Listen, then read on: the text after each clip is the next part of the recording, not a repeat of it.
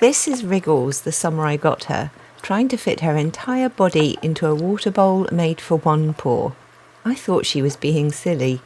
She was actually telling me she was overheating, and I had no idea. By the time your ferrets look uncomfortable, you're already late.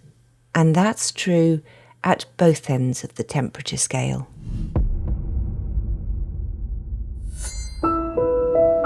Ferrets are tougher than they look in some ways, and far more fragile than people realise in others. In this video, I'll show you the temperature ranges where ferrets are safe, the danger zones where things start going wrong fast, and the practical setup I use here on the west coast of Scotland, where the weather pushes the temperature at both ends of the scale. Stick with me, because the mistakes most owners make aren't the obvious ones. They're the small ones, noticed too late.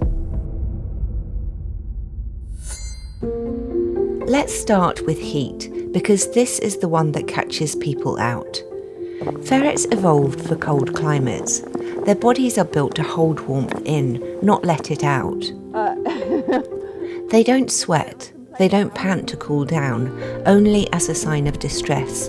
And they have very limited ways to lose heat once they start absorbing it. So when the air around them heats up, they do too, quietly, internally, without you noticing. That's why I missed it with Wriggles that first summer.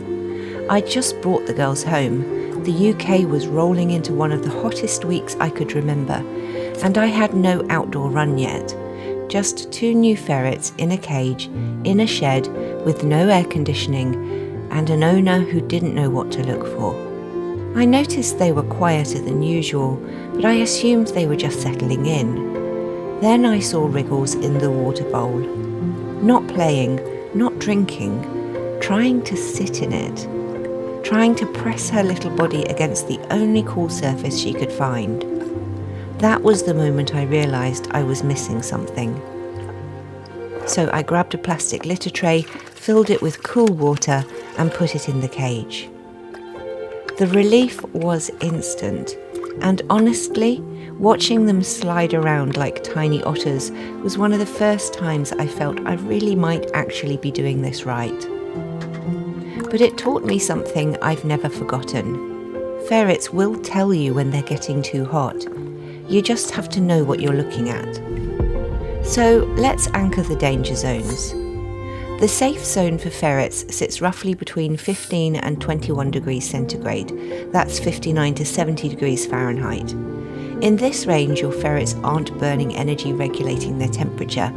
They're just being ferrets, causing chaos, stealing your belongings, living their best life. Once you climb above 24 degrees centigrade, about 75 degrees Fahrenheit, you're entering the risk zone. They'll start seeking cool surfaces. You might notice them lying flat against tile or stone, or being unusually still. By 27 degrees centigrade, 81 degrees Fahrenheit, it's actively dangerous. This is the zone where heat stroke becomes a real possibility, especially if there's no airflow or shade. And at 30 degrees centigrade, 86 Fahrenheit and above, you're in life-threatening territory. Heat stroke can develop in as little as 10 minutes. Now, here's the bit most people get wrong. Those numbers in a weather forecast are air temperature. In a shed, in direct sun, or by a window in the living room, the actual temperature your ferrets are sitting in can be 5 to 10 degrees higher than what your phone weather app is telling you. So if it says it's 24 degrees centigrade outside, inside the cage it might already be 30.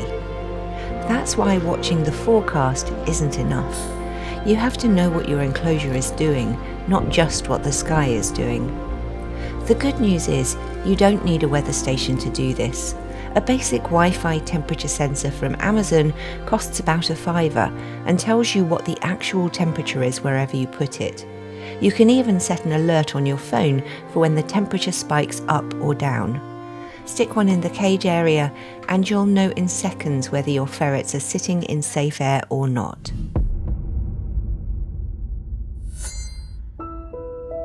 This is the part I wish I'd known about when I first got the girls. Ferrets in trouble don't always look dramatic. Sometimes the signs are quiet, but they escalate fast, so the earlier you spot them, the better. The first sign is usually behaviour, a normal active ferret going still, seeking out cold surfaces, tile, stone, the bottom of a water bowl, lying spread out flat against the ground instead of curled up. If it goes further, you'll see panting. Not playful, not exertion, a rapid, open-mouthed breathing. This is not your ferret cooling down, this is distress. Drooling, a wet chin, saliva on the bedding, another distress signal that can easily go unnoticed or get dismissed as nothing.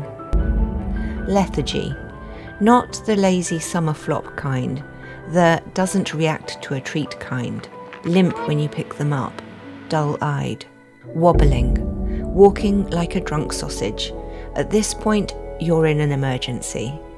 If you see any of those last four, panting, drooling, lethargy that doesn't lift, wobbling around, you need to act immediately. Not in an hour, not after lunch, now.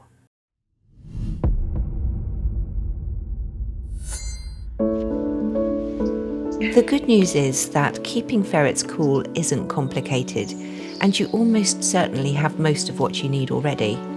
The principle is simple. Ferrets can't cool themselves down, so your job is to lower the temperature around them before it climbs into the danger zone. You're not reacting, you're staying ahead. Water first.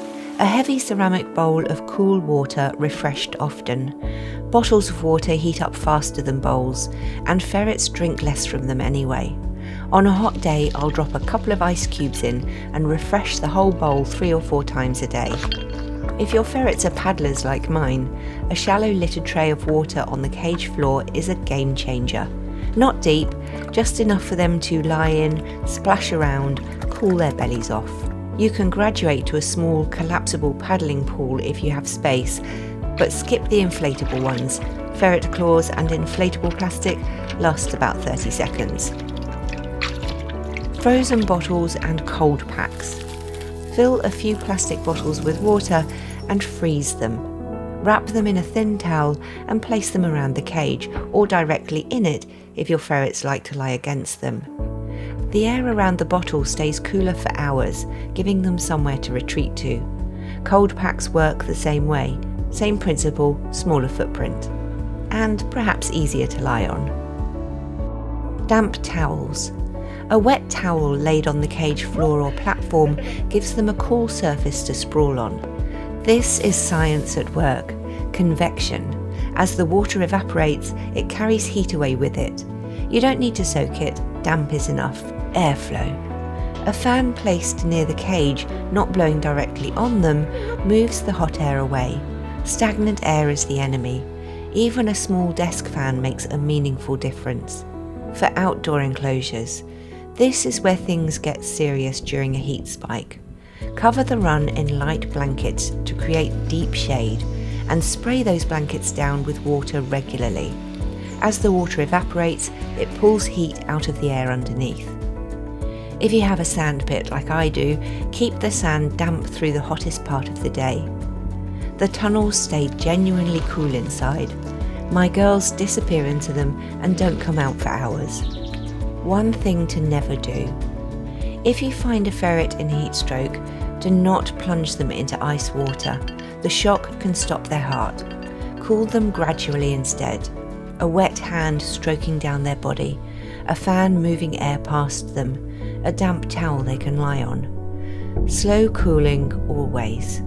And get to the vet as soon as possible.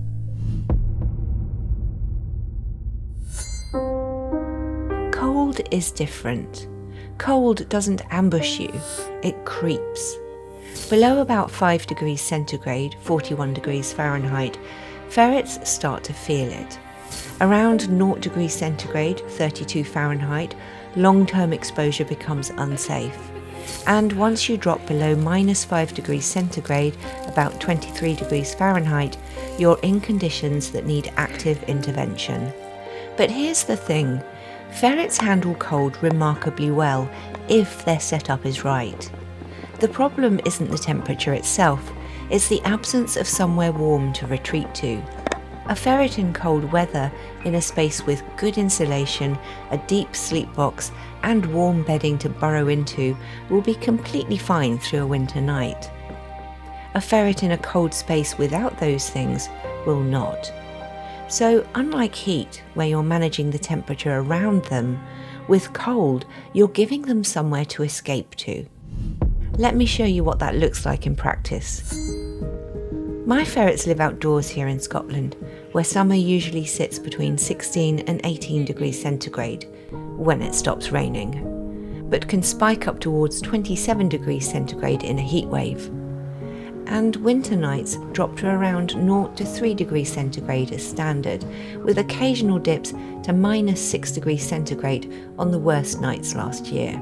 So my setup has to handle both ends. The first layer is the shed. It's insulated, not heavily, just enough to hold temperature. That insulation works in both directions. It slows heat coming in during the summer, and it slows heat escaping in the winter. This is one of the most important things you can do with an outdoor enclosure. Inside the shed, in winter I run a small oil-filled radiator on a thermostat. It's set to come on at 5 degrees centigrade, not to heat the space up, just to stop it dropping into genuinely cold territory. That single setting does two things. It keeps the air comfortable for the ferrets when they're moving around, and it stops their drinking water freezing overnight. Then inside their cage, there's another layer, the sleep box. This is where the real warmth lives. Inside, they've got a heat-reflective pet mat, the kind that bounces their own body heat back at them, and layers of soft fleece bedding to burrow into. I've measured the temperature inside that box on cold nights, and it can sit 10 or 15 degrees warmer than the air around it, so they're usually in a toasty 15 to 20 degrees. This matters because of one thing people often forget. Ferrets sleep for up to 18 hours a day. So on a cold winter night, they're not out wandering around in the chill.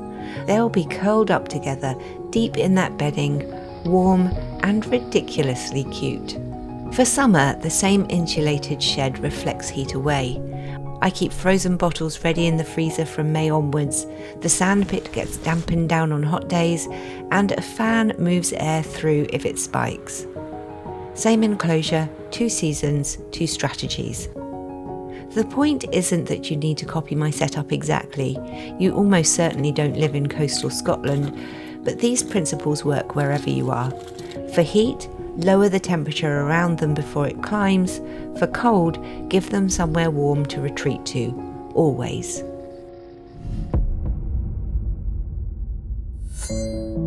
Whether your ferrets live indoors or outside, the thing that actually keeps them safe isn't equipment, it's awareness. Watch the forecast, know what your enclosure does, and have a backup plan in place for extreme weather before you need it.